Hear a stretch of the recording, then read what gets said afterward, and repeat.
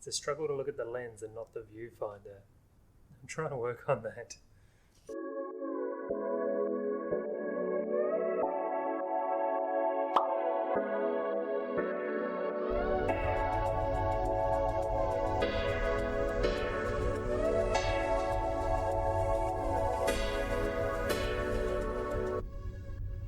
Hey guys, welcome to another week at AT Performance.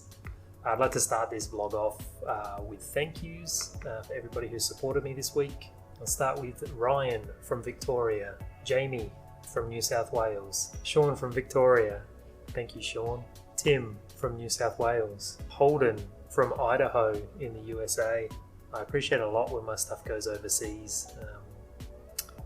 It's one of those milestones that never gets old, so thank you. Jacob from Tasmania, thanks Jacob. We've got Mike Dale again this week.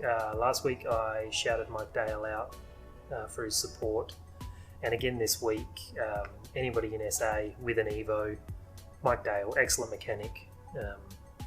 I'll leave his information in the notes below. Ruben from New Zealand, again, I love it when my stuff goes overseas. I really appreciate it, Ruben. And Michael from New South Wales, thank you so much for your support, Michael. And this week again, I really need to thank Otaku Garage. The guys down there are a massive supporter of me and AT Performance. Truly appreciate the support. Thank you guys. Didn't look at the camera once.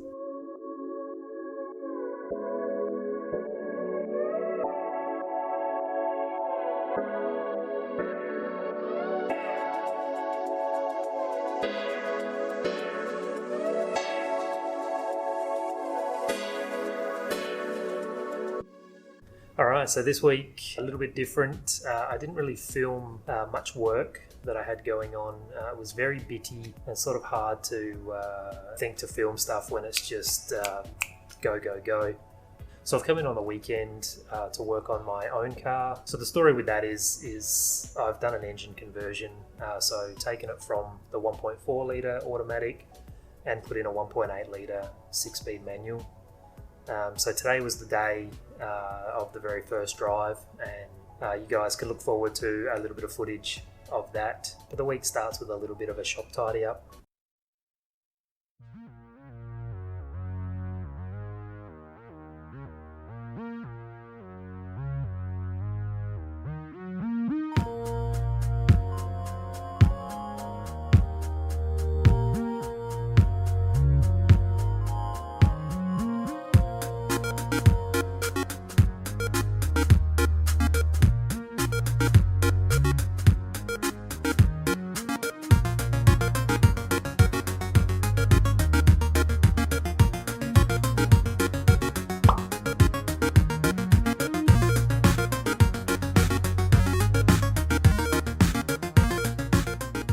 So finally got the teeter removed, and now I'm going to spend some time and clean this mess up.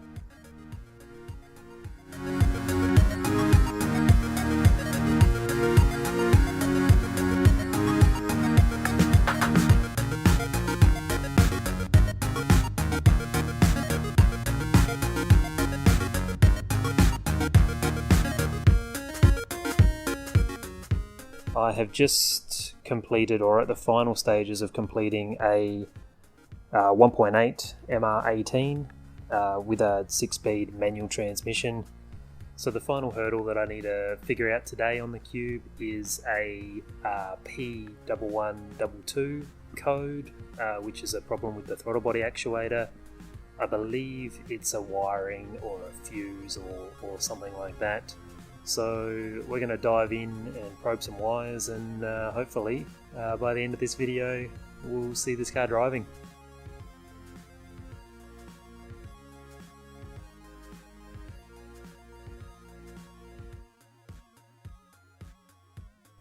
So just spent half an hour probing, checking, just going through the wiring loom and the IPDM, the ECU connections. And I can't find a single fault. Really starting to feel like it's just the relearn procedure. So I'm going to let this thing get up to operating temperature and just keep going until I get a successful relearn. wish me luck. A little bit like this microphone is becoming a character in these videos.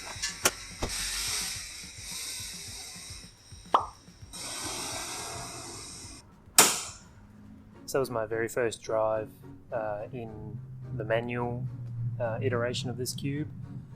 The starting issue that I was having, it turned out to be a pin in the ECU. It had come out a little bit that goes over to the throttle body, so everything checked out okay. So definitely still a few kinks to iron out, but I'm going to get this thing buttoned up and go for a drive around the block. So about to drain the oil on the gearbox. This is a 3/8 extension bar. It actually is an 8mm square plug on the gearbox, so I'm going to just sand this down and see how it goes. So just about to drain the oil from the gearbox on the Tita before I take it for its first drive. Just wanted to do a quick tip for anyone changing their oil. Always make sure that you undo the filler plug before you undo the drain plug. It's one of those ask me how I know, not on this car, but you don't want to get caught out where you've drained all your fluid out and you can't get new fluid in.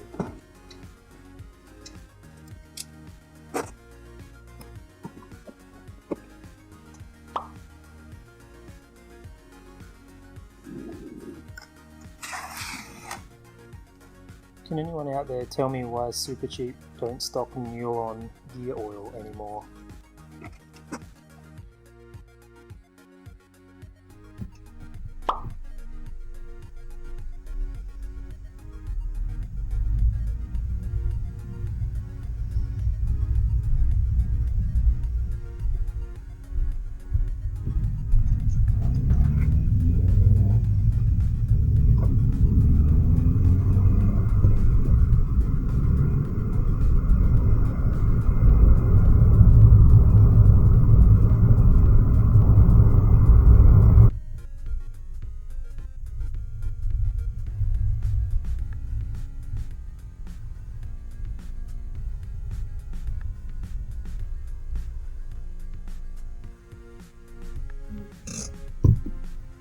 So first drive in the Tita swapped cube, very successful. A couple of engine codes and a couple of vibrations that need sorting out.